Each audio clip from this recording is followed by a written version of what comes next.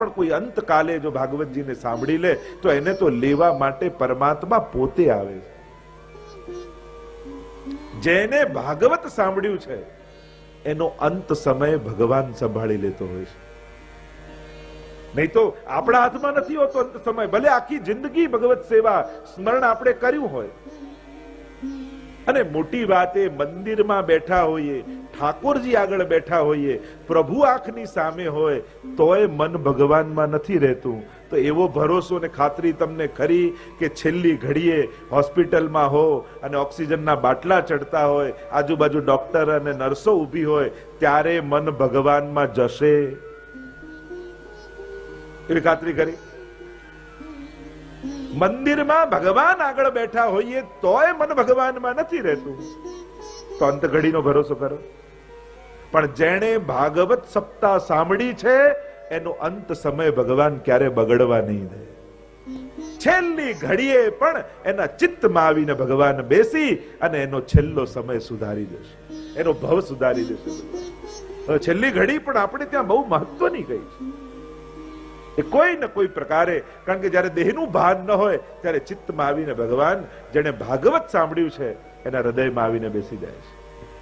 તો અંત સમયમાં જે ભાગવતનું શ્રવણ કરે તો ભગવાન એને લેવા આવે છે, અથવા જે ભાગવતનું શ્રવણ કરે એને અંત સમયમાં ભગવાન લેવા આવે છે. એવો ભાગવતનો પ્રભાવ છે.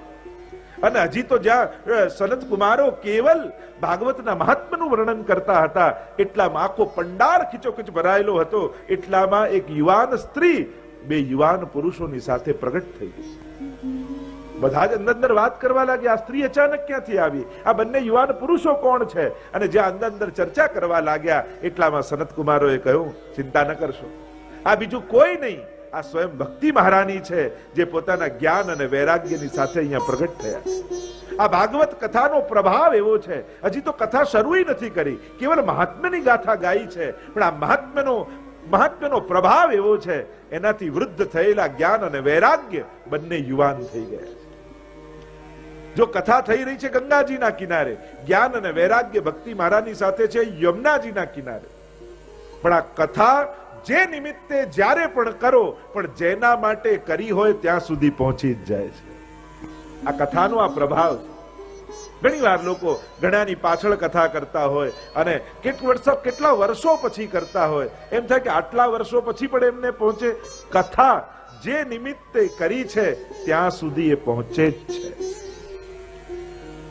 તો અન્ય કથા કરતા આ કથાની વિશેષતા એ છે કે પ્રાય ઘણી કથાઓ કોઈની પાછળ થતી હોય, પણ તમે બધા એટલા ભાગ્યશાળી છો, તમારી પાછળ નહીં, તમારી તો આગળ કથા થઈ રહી છે, તમારી તો સામે કથા થઈ રહી છે.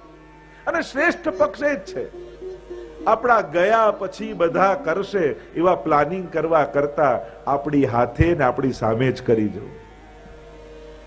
લોકો કરશે કે નહીં એવી ચિંતા સાથે જવા કરતા હું કરીને ગયો એવા આનંદ સાથે ન જઈએ. નહીં તો ઘણી વાર લોકો બધી વ્યવસ્થા મૂકી જાય તો છેલ્લે ટેન્શન તો હોય કે આ બધું કરી તો ગયો છું, પણ કરશે કે નહીં એવા ટેન્શન સાથે જાય. સત્કર્મો કરવા છે તો પોતે ગયા પછી સ્વજનો કરે એવી વ્યવસ્થા ન કરશો, તમારા હાથે કરીને જાઓ, જેથી છેલ્લી ઘડીએ સત્કર્મ કર્યાના આનંદ લઈને જઈ શકો. કારણ કે આપણા હાથે જે કર્યું એ જ સાચું, પાછળ જે મૂકી ગયા એ એમનું ભાગ્ય. કર્મના સિદ્ધાંતમાં મૂકી ગયા એના વિશે કઈ નથી લખ્યું, જે કરી ગયા એના વિશે જ છે. એટલે વાપરી ગયા એ તમારું, મૂકી ગયા એ બીજાનું. તારું કશું ન હોય તો છોડીને આવતું, અને તારું બધું જ હોય તો છોડી બતાવતું. આપણો અધિકાર ત્યારે જ થાય જ્યારે આપણે એનો ઉપયોગ કરી શકીએ. પણ યોગ્ય સમયે યોગ્ય ઉપયોગ કરતા મનુષ્યને આવડવું જોઈએ. ભગવાન વસ્તુઓ આપે, સામર્થ્ય આપે, પદાર્થ આપે, પણ તારીખ નથી આપતા કે ક્યારે વાપરવું. એ જીવ પર છોડી દે છે. અને એમાં મનુષ્ય અટવાઈ જાય કે આ બધું મળ્યું તો ખરા, હું વાપરું તો ખૂટી તો નહીં જાય, હું રાખી જાઉં, હું મૂકી જાઉં, હું ખર્ચી જાઉં, ક્યારે કરું. ઘણા લોકોને આ બધું ગોઠવાય ને પછી કરું. જે સંજોગોની રાહ જોતા રહે એ કરી શકતા નથી, અને જે કરવા નક્કી કરે ભગવાન એને બધા અનુકૂળ સંજોગો કરી આપે છે. અને એટલા માટે સત્કર્મ કરવા માટે અનુકૂળ સંજોગોની પ્રતીક્ષા ન કરતા, જીવનમાં કરવાનો સંકલ્પ કરજો એટલે ઠાકોરજી અનુકૂળ સંજોગો કરી આપે. અને એટલા માટે અહીંયા જ્યારે સનત કુમારો ગાન કરતા કહેવા લાગ્યા કે જુઓ, આ ભાગવતની કથાનો પ્રભાવ એવો છે કે કેવલ એના મહાત્મ્યના શ્રવણ માત્રથી જ્ઞાન અને વૈરાગ્ય ભક્તિ મહારાની યુવાન થઈને કથામાં પ્રગટ થયા. અને એટલામાં ભક્તિ મહારાનીએ પ્રશ્ન કર્યો કે મહારાજ, આપના કથાના શબ્દોના અર્થોમાંથી અમે પ્રગટ થયા છીએ. અમે પ્રગટ તો થયા, પણ આખો પંડાલ ભરાયેલો છે, અમે બેસીએ ક્યાં? અમને બોલાવ્યા છે તો બેસવાની જગ્યા પણ કરો, બેસવાનું સ્થાન અમને આપો. અને શરદકુમારોએ દ્રષ્ટિ ફેરવી, પંડાલ તો ખીચો ખીચ ભરાયેલો. અને જ્યારે ભક્તિ મહારાની આ પ્રશ્ન કર્યો ત્યારે સનત કુમારોએ કહ્યું, તમારે બેસવાની જગ્યા મેં ગોતી લીધી. ભક્તિ મહારાની કે જ્ઞાન અને વૈરાગ્ય સાથે બેસું ક્યાં? અને ત્યારે સનત કુમારોએ કહ્યું, આ જે કોઈ પણ કથા સાંભળવા આવ્યા છે ને એ બધાના હૃદયમાં જઈ જ્ઞાન વૈરાગ્યની સાથે આપ બિરાજમાન થઈ જાઓ. અને એટલા માટે જ્યારે જ્યારે ભાગવત કથા થાય તો આજે પણ ભાગવત કથાના અર્થોમાંથી ભક્તિ, જ્ઞાન અને વૈરાગ્ય પ્રગટ થાય છે. અને જે શ્રવણ કરવા આવ્યા હોય એમના હૃદયમાં જઈને બિરાજી જતા હોય છે. અને એટલા માટે મહાત્માની ગાથા કરવામાં આવે. આ મહાત્માની કથા કેમ કહેવામાં આવે? કારણ કે મહાત્માની કથાથી ભક્તિ, જ્ઞાન અને વૈરાગ્યનું કથામાં પ્રાગટ્ય થાય છે. એક દિવસ સાંભળ્યું, ભક્તિ જાગી સાંભળવાથી, થોડુંક ભગવાન સંબંધી જ્ઞાન આવ્યું, અને વૈરાગ્ય એટલે 4-4 કલાક સાંસારિક બધા જ કાર્યો છોડી તમે ભગવાન નિમિત્તે બેસો છો. આ તમારું વૈરાગ્ય છે. અને આટલું નહીં તો બીજી મોટી વાત એ, 4-4 કલાક સુધી આપણે કોઈને નડ્યા નહીં એ ઓછું છે. નહીં તો માણસને 1 મિનિટ શાંતિથી બેસાડવો અઘરો, એમાં ફોનમાં 10 ફોન કરી નાખ્યા હોય. આ તો 4-4 કલાક ભાગવત ભગવાનની આગળ શાંતિથી એને શ્રવણ કરતા કરતા. કારણ કે આજે જ્યારે દુનિયામાં કોઈનું સાંભળવા તૈયાર નથી, એવા સમયે તમે 4-4 કલાક ભાગવતજીનું સાંભળો, એ પણ બહુ મોટી વાત છે. કે જ્યારે કોઈનું સાંભળવા તૈયાર નથી. અત્યારના સમયમાં કોઈને કોઈની સલાહ જોઈતી નથી, કોઈને કોઈનું સાંભળવું નથી. કારણ કે કોઈનું સાંભળવું પોતાનું અપમાન માણસ માને છે. અને જ્યારે આવા સંજોગો હોય તો કોઈને પ્રેરણા કઈ રીતે આપવી? આ એક કથા એવી છે કે જેમાં 4-4 કલાક ભગવાન બોલે છે અને ભક્ત સાંભળે છે. આખી જિંદગી આપણે ભગવાન પાસે અપેક્ષા રાખતા રહ્યા, પ્રભુ હું બોલું છું, હું માંગુ છું, ક્યારેક આપ તો કહો.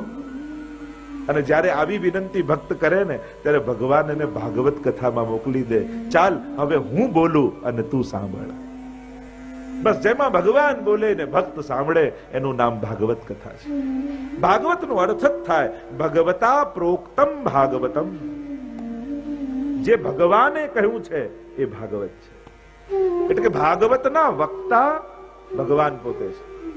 સૌથી પહેલું ભાગવત 4 શ્લોકમાં ભગવાને બ્રહ્માજીને કહ્યું હતું, અને એનો આ 18,000 શ્લોકોમાં વિસ્તાર થયો છે. ભાગવતજીમાં 12 સ્કંદ, 335 અધ્યાય અને 18,000 શ્લોક છે. પણ એના આદિ વક્તા ભગવાન છે. અને જ્યારે જ્ઞાન, વૈરાગ્ય અને ભક્તિ મહારાનીને કહ્યું હૃદયમાં બિરાજો, ચારે બાજુ જયઘોષ થવા લાગ્યા અને સ્વયં પરમાત્મા એ કથામાં પધાર્યા. અને જ્યાં ભગવાનને જોયા બધા જ એક સાથે ઉભા થઈ ગયા, જયઘોષ કરવા લાગ્યા, બોલો ગોવર્ધન નાદ કી જય. દુંદુભીઓના નાદ વાગવા લાગ્યા છે. પાર્ષદની સાથે ભગવાન પોતે કથામાં પ્રગટ થયા. સકલ ભુવન મધ્યે નિર્ધનાસ્તેપી ધન્ય. ત્યાં કહ્યું છે કે આ સકલ ભુવનમાં એ નિર્ધનો પણ ધનવાન છે કે જેના પ્રેમની ડોરમાં બંધાઈ પરમાત્મા વૈકુંઠ છોડી અને ભક્તોના ઝૂંપડામાં આવીને નિવાસ કરી લે છે. એ પ્રેમની, એ ભક્તિની, ભક્તિ સૂત્રોપનદ્ધ. આ ભક્તિનું મહાત્મ્ય બતાવ્યું. કઈ ડોરથી બંધાઈને આવે છે? તો કે ભક્તિની ડોરથી ભગવાન બંધાય છે. આને જ પુષ્ટિ માર્ગ કહેવાય. જીવ ભગવાન તરફ જાય મર્યાદા, પણ ભગવાન જીવને ગોતતો ગોતતો એના ઝૂંપડે આવી જાય, એનું નામ પુષ્ટિ માર્ગ. પુષ્ટિ માર્ગમાં જીવ નથી ચાલતો, ભગવાન જે માર્ગ પર ચાલી ભક્ત સુધી આવે એનું નામ પુષ્ટિ માર્ગ છે. અને આમ ભગવાન પધાર્યા, વચન આપ્યું છે કે આજ પછી જ્યાં પણ ભાગવત કથા થશે ત્યાં હું ચોક્કસ આવીશ. એટલે જ્યારે પણ ભાગવત કથામાં આવો સાવધાન રહેજો, આ કથામાં ભગવાન પોતે આવતા હોય છે. અહીંયા ભગવાન બિરાજે છે. કહેવાય જ્યાં જ્યાં રામાયણ થાય ત્યાં હનુમાનજી આવે, જ્યાં જ્યાં મહાભારતની કથા થાય ત્યાં અશ્વત્થામા આવે, જ્યાં જ્યાં ભાગવતની કથા થાય ત્યાં સ્વયં ભગવાન આવે છે. એટલે જ્યાં પણ ભાગવત કથા હોય ત્યાં પ્રભુ ચોક્કસ પધારે છે. આગળ ચર્ચા કરવામાં આવી કે ચલો આ તો ભક્તોની કથા છે અને ભાગવતના પ્રભાવથી જ્ઞાન વૈરાગ્યનું દુઃખ દૂર થયું, ભક્તિ મહારાનીનું દુઃખ દૂર થયું, તો પુણ્યશાળીઓ જીવો માટે તો કૃપા ભગવાન કરે ભાગવતથી, પણ શું પાપીઓનો પણ ઉદ્ધાર ભાગવતજી કરી શકે? તો કહ્યું હા, આ જગતનો ગમે તેટલો મોટો પાપી હોય પણ જો ભાગવત સુધારસના એ પાન જો કરી લે તો ભગવાન એના સમસ્ત પાપોમાંથી એને મુક્ત કરી પોતાના આશ્રયમાં સ્વીકાર કરે છે. ગમે તેવો દુનિયાનો પાપી હોય, ગીતાજીમાં પણ કહ્યું ને, અપી ચેત્સુ દુરાચારો ભજતે મામ અનન્ય ભાગ સાધુરેવ સમંતવ્ય સમ્યક વ્યવસિતો હિ સહ. મને ભજનારો ગમે તેવો પાપી પણ મને ભજવાનો સંકલ્પ કરે તો પછી એને સાધુ જાણજો, કારણ કે હવે એના જીવનમાં પાપ ટકવાના નથી. એકવાર ભગવાનમાં પ્રેમ પ્રગટી જાય ને પછી પાપ તો ખરી પડતા હોય છે. ક્રોધ, લોભ, ઈર્ષા, દ્વેષ આ બધું કાઢવાની મહેનત ન કરવી પડે. જેની ભીતર પ્રેમ પાકી જાય ને આ બધું આપમેળે ખરી પડે. એને કાઢવાના પ્રયાસની જ જરૂર ન હોય, પ્રેમથી ભરાઈ જાઓ, દુર્ગુણો આપમેળે જતા રહેશે. અને આમ કહ્યું કે ગમે તેવો પાપીને પાપીની કથા કહેતા ધુંધકારીની કથા કહે. ગોકર્ણોપાખ્યાન જેને કહેવાય છે, આત્મદેવ નામનો બ્રાહ્મણ તુંગભદ્રા નદીના તટ કિનારે એક ગામ છે ને એમાં રહે છે. બધું જ છે, ભગવાને બધું જ આપ્યું છે, પણ એક સંતતિનો અભાવ છે. ઘરમાં કોઈ બાળક નથી અને જીવનમાં બધાને બધું જ મળે એ કઈ જરૂરી છે? એવું કોઈ કોન્ટ્રાક્ટ કરીને ભગવાન સાથે આવીએ છે? જે મળ્યું એને ભગવાનનો પ્રસાદ માનીને સ્વીકારી લે. પણ માણસનો સ્વભાવ એ છે, મળેલી 99 વસ્તુને ક્યારે યાદ કરતો નથી, જે ન મળ્યું એને યાદ કરી કરીને જીવ બાળતો રહે. પણ ભાગ્યથી લડીને કંઈ મેળવવા જાઓ ને, એક વસ્તુ યાદ રાખજો, ભાગ્યમાં નથી ને વસ્તુ પરાણે મેળવી તો એ વસ્તુથી સુખ નહીં મળે. આત્મદેવને એમ થયું કે લો સંતતિ નથી તો જીવીને શું કરું? અરે સંતતિથી જો સુખ મળી જતું હોત તો જેના ઘરે છે એને મળી લો, સુખી થઈ ગયા. સીધે સીધું છે. તમને જ્યારે કોઈ વસ્તુ માટે એમ લાગતું હોય કે આ નથી એટલે દુખી છું, તો એ વસ્તુ જેની ઘરે હોય, જેની પાસે હોય એને મળી લેવું. શું આ મળવાથી તું સુખી થયો? આ આપણી કલ્પનાઓ છે, આ આપણી ધારણાઓ છે, અને આપણી વિવિધ પ્રકારની માન્યતાઓને ધારણાઓને કારણે આપણું સુખ હંમેશા કલ્પનાઓમાં જ રહે છે. સુખી થતા માણસને આવડવું જોઈએ. વસ્તુ અને વ્યક્તિઓથી સુખી થવાતું નથી, સમજણથી સુખ આવે છે. જીવનમાં સમજણ છે તો સુખ અને શાંતિ આવશે. બાકી ગમે તેટલા ઊંચા પદો, ગમે તેટલી અનુકૂળતાઓ, ગમે તેટલી સામર્થ્યને ભેગું કરો અને એવું માનતા હો કે એનાથી સુખ આવે કે શાંતિ આવે, સંભવ નથી. એક સસલું હતું, જતું હતું રસ્તામાં અને જોયું કે વૃક્ષ ઉપર એક ગિદ્ધ બેઠું છે, ટોચ ઉપર શાંતિથી બેઠું છે. એ સસલાને એમ થયું કે જો કેવું શાંતિથી બેઠું છે, લાવ હું શાંતિથી બેસું. અને જ્યાં ઝાડ નીચે શાંતિથી બેઠો એટલામાં એક શિયાળ આવ્યું અને મોઢામાં પકડ્યું સસલા. અને જ્યાં મારવા જાય ત્યાં સસલાએ કહ્યું, જો પેલો ગિદ્ધ શાંતિથી બેઠો છે, એને કોઈ હેરાન નથી કરતું, એને કોઈ છેડતું નથી, અને હું બેસવા ગયો તો મને મારો છો, આવું કેમ? ત્યારે સસલાને મારતા મારતા શિયાળે એટલું કહ્યું કે સસલા, શાંતિ માટે ઊંચાઈ જોઈએ. ઊંચાઈ વગર જીવનમાં શાંતિ ના આવે. વિચારની, વ્યવહારની, સમજણની આ ઊંચાઈ જ્યાં સુધી ન મળે ને ત્યાં સુધી જીવનમાં શાંતિનો ઉદય થતો નથી. કોઈ વસ્તુ ને વ્યક્તિથી કેવલ શાંતિ નથી આવતી, સમજની ઊંચાઈ જોઈએ. કહ્યું કે સંતતિ નથી તો પછી આ બધું ભેગું કરીને શું, સંસાર મેળવીને શું, અરે જીવીને શું કરું? એટલું બધું કોઈ વસ્તુને વિચારી લઈએ ને તો આપણને એમ લાગે કે આના વગર જીવન સંભવ જ નથી. જીવન માટે બધું છે. કોઈ વસ્તુ કે વ્યક્તિ માટે જીવનનો ભોગ ન અપાય. જીવન મોટું છે, વિશાળ છે. ઘણી વાર લોકો નાની નાની વસ્તુ માટે જીવનનો ભોગ આપી દેતા હોય, જીવન ટૂંકાવી દેતા હોય. એનાથી મોટી જીવનમાં કોઈ ભૂલ બીજી નથી. જીવન માટે આ બધું છે, જીવન એના માટે નથી હોતું. આત્મદેવને ગ્લાનિ થઈ. આધ્યાત્મિક અર્થ કરીએ. તુંગ ભદ્રા, તુંગ એટલે શિખર, ભદ્રા એટલે કલ્યાણ, કલ્યાણનું શિખર એટલે આ માનવ દેહ. આત્મદેવ એટલે જીવાત્મા. અને આત્મદેવને પત્ની છે ધુંધુલી. એવું નથી કે એને બાળક થતું નથી.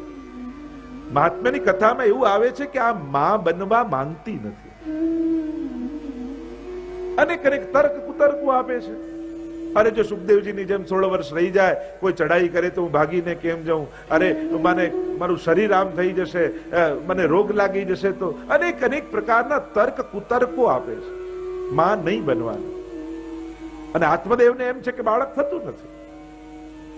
આ ધુંધુલી છે આધ્યાત્મિક અર્થમાં દુર્બુદ્ધિ. અને દુર્બુદ્ધિ જીવાત્માને સત્સંગનું ફળ આપતી નથી. બુદ્ધિ નાશાત પ્रणश्यति, ગીતાજીમાં પણ કહ્યું જો બુદ્ધિનો નાશ થાય તો સર્વનાશ થઈ જાય.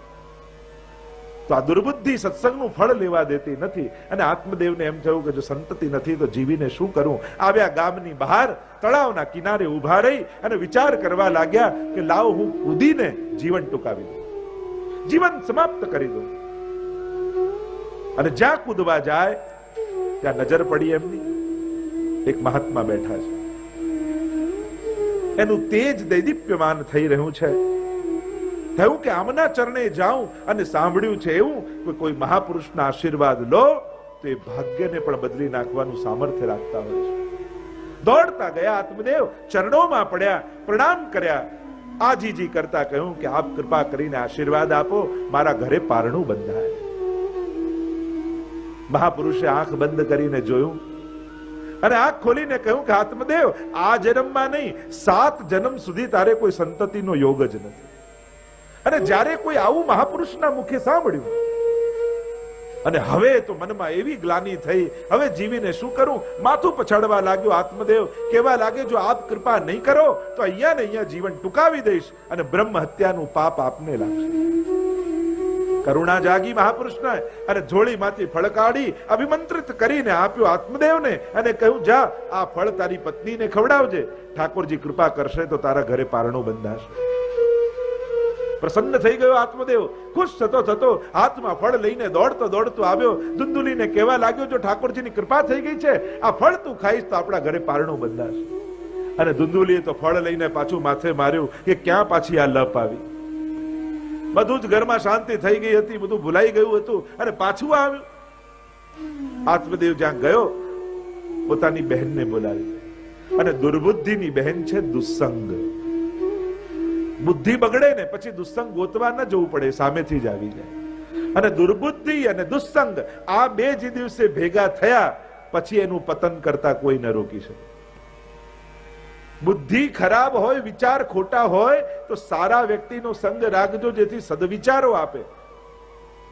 પણ જો દુસ્સંગ કરી લીધો, દુસ્સંગી વ્યક્તિ તમારા પાપોને મનમાં દ્રઢ કરી દેશે. જે પાપ પ્રત્યે ગ્લાની છે ને એ ગ્લાની ખસેડી દેશે.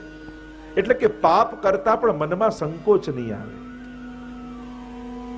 અને દુર્બુદ્ધિ ને દુસ્સંગ ભેગા થયા અને બહેને કહ્યું કે જો મારે બાળક થવાનું છે, એમ કર તું મારા ઘરે રહેવા આવી જા, ગર્ભવતી થવાનું નાટક કરજે અને સમય થાય ને મારે બાળક થશે, મારા પતિને થોડા રૂપિયા આપજે એટલે એ બાળક જે થાય તને આપી દઈશું અને ગામમાં એમ કહીશું કે તારે બાળક થયું છે. વાત બહુ ગમી. કહ્યું કે આ ફળનું શું કરું? કે તારા આંગણામાં જે ગાય બાંધેલી છે ને એને કોઈ વાછરડું થતું નથી.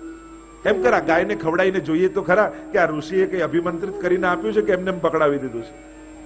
ફળ ખવડાયું ગાયને, સમય થયો ગાયને વાછરડું થયું. આખું શરીર મનુષ્ય જેવું પણ કાન ગાય જેવા. માનો એ ઋષિનું તેજ, એ તપ આ પુત્ર રૂપે પ્રગટ થયું છે અને એટલા માટે એમનું નામ રાખ્યું ગૌકર્ણ. બોલો ગૌકર્ણજી મહારાજ કી જય. અને અહીંયા સમય થયો, દુલદુલીના બહેનને બાળક થયું છે અને અહીંયા સમાચાર આત્મદેવને મળ્યા. દુંદુલીએ કહ્યું કે આપણે ત્યાં બાળકનો જન્મ થયો છે. પ્રસન્ન થતો થતો અહીંયા આવ્યા આત્મદેવ અને ધુંધુલીને કહ્યું, અરે આનું નામ રામદાસ રાખીએ, કૃષ્ણદાસ રાખીએ. કહ્યું કે ના ના, આ તો મારું બાળક, આનું નામ હું ધુંધકારી રાખું છું. ખૂબ આનંદ છે, આનંદ સમાતો નથી. ભાગ્યમાં નહોતું ને સંતતિ મળી. ઘરે લઈને આવ્યા, પણ જેના જન્મમાં જ છલ કપટ હોય એના લક્ષણો પ્રગટ થવા લાગ્યા. બાળક મોટું થયું અને છલ કપટથી થયેલું આ બાળક એવું દુષ્ટ બન્યું. નાના નાના બાળકોને મારી નાખનારું થયું, કુવામાં ફેંકી દે, મડદાઓના હાથમાં પડેલા પિંડોને ખાનારું થયું. એવો પાપી થયો. માને આવી ગ્લાની, આત્મઘાત કરી લીધો માતાએ. ગૌકર્ણજી તો વિદ્યા અભ્યાસ કરવા માટે ગુરુને ત્યાં ગયા છે. આત્મદેવને થયું, અરે આવી સંતતિ કરતા સંતતિ ન થઈ હોત તો સારું થાય. શું કરું? ગૌકર્ણજી આવ્યા ગામમાં. જોઉં કે પિતાજીને આટલી ઉંમર થઈ, હજી સંસાર આસક્તિ ગઈ નથી. હજી આ બધામાં મન જોડીને પોતાના જીવને બાળી રહ્યા છે. હવે તો ભક્તિ કરવાનો સમય આવ્યો છે. દરેક વ્યક્તિ એનું ભાગ્ય લખાવીને લાવે છે ને એમ એનું જીવન ચાલે છે. કોઈ કોઈનું ચલાવી શકતું નથી ને કોઈ કોઈનું રોકી શકતું નથી. ઘણીવાર એના ભાગ્યમાં આપણે નિમિત્ત હોઈએ છે, પણ એનું ચલાવનારા આપણે નથી હોતા. ભગવાન ઘણીવાર કોઈના જીવન માટે આપણને નિમિત્ત કરતો હોય છે, પણ નિમિત્ત બનેલા વ્યક્તિએ ક્યારે એવું નહીં વિચારવું કે હું આનું પૂરું કરું છું, હું આનું ચલાવું છું. એને તો હંમેશા એમ જ વિચારવું, હું માધ્યમ છું. ભગવાને મને માધ્યમ બનાવ્યો. જો હું ન બન્યો હોત તો ભગવાન બીજા કોઈને પસંદ કરી લેત, પણ એના ભાગ્યમાં જેટલું છે એટલું તો એના સુધી પહોંચવાનું જ છે. અરે એક ઝૂંપડામાં પણ 5 કન્યાઓ નાની નાની જન્મ લેતી હોય, ખાવાના ફાફા હોય, તોય મોટી થાય, બધા પરણી જાય, બધાનું જીવન પૂરું ચાલે છે. કોઈનાથી કઈ અટકતું નથી. અને મોટા મોટા કુટુંબમાં રહેલા લોકો ચિંતા કરી કરીને અડધા થઈ જાય. પેલો ઝૂંપડા વાળો નિશ્ચિંત થઈને ફરતો હોય અને જેને ત્યાં બધું હોય એ ચિંતામાં અડધો થઈ જતો. ચલાવનારો પરમાત્મા છે, આ ભરોસો રાખો. ભાગવત સાંભળ્યા પછી એક વાત મનમાં દ્રઢ રૂપે બેસી જવી જોઈએ, આ બધું જ કરનારો ભગવાન છે. દરેક વ્યક્તિનું ભાગ્ય લખનારો પરમાત્મા છે અને જે લખ્યું છે એના સુધી ભગવાન પહોંચાડી જ દેવાના છે. થયું, પિતાજી હજી આસક્ત છે. ગૌકર્ણજી આવ્યા આત્મદેવ પાસે. પિતાજી, હવે ભક્તિ કરવાનો સમય આવ્યો છે. કોની રાહ જુઓ છો? કોની પ્રતીક્ષા કરો છો? અત્યાર સુધી સંસાર સાચવવામાં જીવન ગયું. હવે ગડપણનો સમય પોતાના માટે જીવવાનો સમય છે. ગડપણનો સમય એટલે કે મૃત્યુની પ્રતીક્ષા કરવાનો સમય નહીં, પણ આખી જિંદગી જે અનુભવો લીધા એને વાગોળતા વાગોળતા પ્રસન્ન રહેવાનો સમય. ગડપણનો સમય એટલે પોતાના માટે જીવવાનો સમય. બાળપણ ભણવામાં ગયું, વિવાહ થયા, બાળકો થયા, એને સાચવવામાં ભોગ આપ્યો, આખી જિંદગી બધાને સેટ કરતા જ રહ્યા, પણ પોતે હંમેશા અપસેટ રહ્યા. એટલે બધું સાહિત્યકારો કહે ને કે માણસના ઘરે બધા જ સેટ હોય, ટીવી સેટ હોય, સોફા સેટ હોય, ડાઇનિંગ ટેબલ સેટ હોય, પણ પોતે હંમેશા અપસેટ જ રહેતો હોય. પોતે સેટ ક્યારે ન થાય. હવે મારા માટે મારે જીવવું છે, મારા આત્મોદ્ધાર માટે મારે જીવવું છે. બહુ કર્યું બધાનું, હવે બધાને પોતપોતાની રીતે જીવવાનું. હા, નજર રાખે, સમય થાય ત્યારે સલાહ આપે. કઈ રીતે સન્માનથી જીવવું એ માણસના પોતાના ઉપર છે. ક્યારે કહેવું ને ક્યારે નહીં કહેવું, ક્યારે ડ્રોઈંગ રૂમમાં બેઠા રહેવું ને ક્યારે ધીમે રહીને પાછા પોતાના રૂમમાં આવી જવું. આ વિવેક તો દરેકે પોતાએ શીખવાનો છે. દરેક વાતમાં ઘરના કેન્દ્રમાં જ રહેવું એ આવશ્યક નથી હોતું. નિર્ણયો આખી જિંદગી લીધા, હા, એક ટેકાનો હાથે રાખીએ કે જેથી કોઈ પડી ન જાય, પણ પછી એને ચાલતા કરવાના છે. ચાલશે તો ચાલતા શીખશે. કહું પિતાજી, સુંદર ઉપદેશ આપતા ગૌકર્ણજી બોલ્યા, ધર્મ ભજસ્વ સતતમ ત્યજ લોક ધર્મા સેવસ્વ સાધુ પુરુષાંજહિ કામ તૃષ્ણા અન્યસ્ય દોષ ગુણ ચિંતન માસુ મુક્ત્વા સેવા કથા રસમહો नितराम पिबत्वम। बड़ा सुंदर उपदेश देते हुए गौकर्ण जी ने समझाया, पिताजी अब अपने लिए जियो, अपने आत्मोद्धार के लिए जियो, धर्म भजस्व सततम त्यज लोक धर्मा। ધર્મનું સતત આરાધન કરી લૌકિક ધર્મોને ધીરે ધીરે છોડો, ધીરે ધીરે પોતાને સમેટતા જાઓ। જેમ કરોળિયો જાળ ફેલાવે ને પાછો કામ થઈ જાય તો સમેટી પણ લે, માણસની તકલીફ એ છે જાળ ફેલાવતા એને આવડે છે પણ સમેટતા નથી આવડતું। ક્યારે કરોળિયો પોતાના જાળમાં ફસાતો નથી, માણસ પોતે પોતાની જાળમાં ફસાઈ જાય છે। ધર્મ ભજસ્વ સતતમ त्यज लोक धर्मा। લૌકિક ધર્મોને છોડો। હવે લગ્નમાં આવા કંકોત્રી આવી છે તો કહી દો બાળકો હવે તમે જઈ આવો। દરેક જગ્યાએ આપણી જ ઉપસ્થિતિ હોવી જરૂરી નથી। હવે આપણને આપણો ખૂણો ગોતતા આવડવું જોઈએ। હવે મારે શું કરવું છે, હવે મારા જીવનની પ્રાયોરિટી શું છે એ દરેકે નક્કી કરવી જોઈએ। બાળપણમાં જુદી હોય, યુવાનીમાં જુદી હોય, અને હવે જ્યારે ઉંમર થવા આવી છે, 60 ને પાર થયા છે, હવે મારી પ્રાયોરિટી શું હોવી જોઈએ? જીવનમાં એવા જ નિર્ણયો લો જેથી તમારું ઘડપણ સારું જાય, ઉત્તમ રીતે જાય।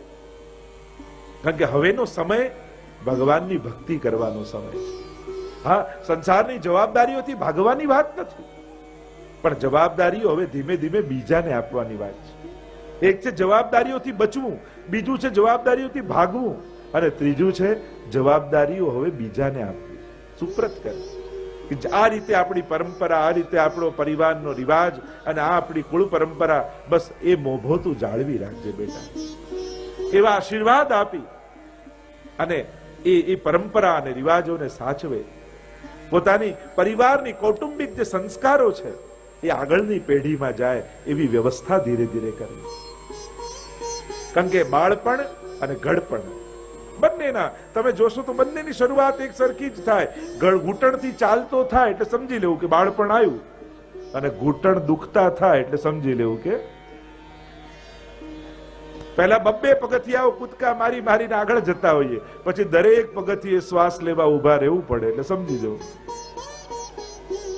જેમ નાનકડું બાળક જન્મે ને, હજી નવજાત હોય એટલે ઊંઘતું રહેતું હોય એટલે બધા હલાવી લઈને જો કાકા આયા, જો મામા આયા, જો દાદા આયા, એ રીતે માણસની છેલ્લી ઘડી આવે ને, અને હોસ્પિટલના ખાટલામાં સૂતો હોય એટલે પાછા મહેમાન મળવા આવે, હલા જો કાકા આવી ગયા, જો આંખો ખોલો મામા આવી ગયા, પાછું એ જ થાય કે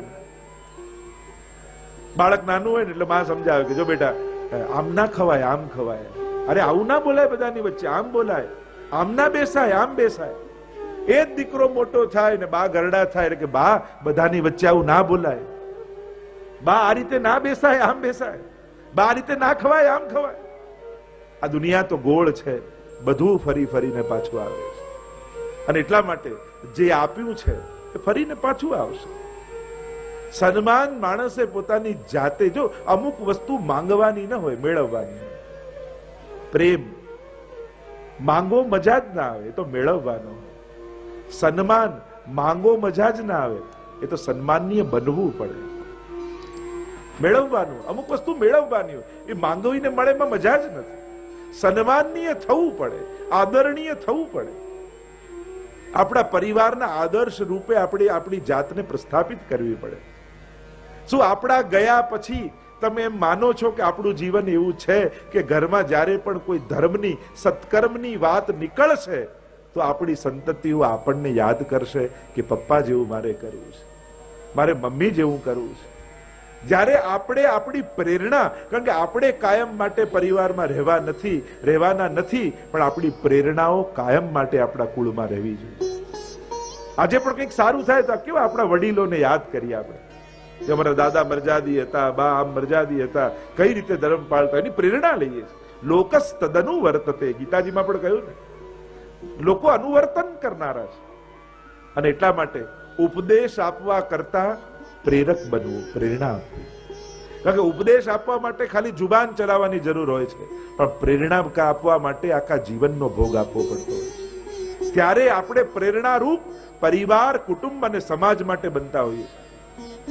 આજે પ્રેરણાઓ સમાજમાંથી ધીમે ધીમે ખતમ થઈ રહી છે અને એટલા માટે આવતી પેઢીને પ્રેરણાઓ નથી મળતી.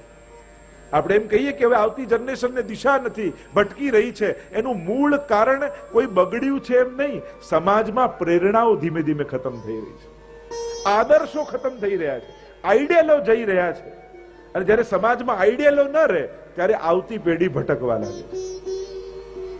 અને એટલા માટે હું હમણાં જ ક્યાંક કહેતો હતો કે જરૂરી નથી કે કોઈ આર્થિક રૂપે શ્રેષ્ઠ થયો એનું જ સન્માન થાય. જ્યારે સામાજિક સંસ્થાઓ છે એમાં કેવલ આર્થિક સફળ વ્યક્તિનું સન્માન નહીં, પણ કોઈ પારિવારિક રૂપે કોઈ કુટુંબનો મોભી બની આખા કુટુંબને ભેગો રાખીને જીવ્યો હોય તો એનું એક દાદા તરીકેનું સન્માન થવું જોઈએ, કોઈ આદર્શ પિતાનું સન્માન થવું જોઈએ, આદર્શ પત્નીનું સન્માન થવું જોઈએ, આદર્શ માતાઓનું સન્માન થવું જોઈએ, જેથી આવતી પેઢીને પરિવારમાં આઈડિયલ કેમ બનવું એની પ્રેરણાઓ સમાજમાં મળે.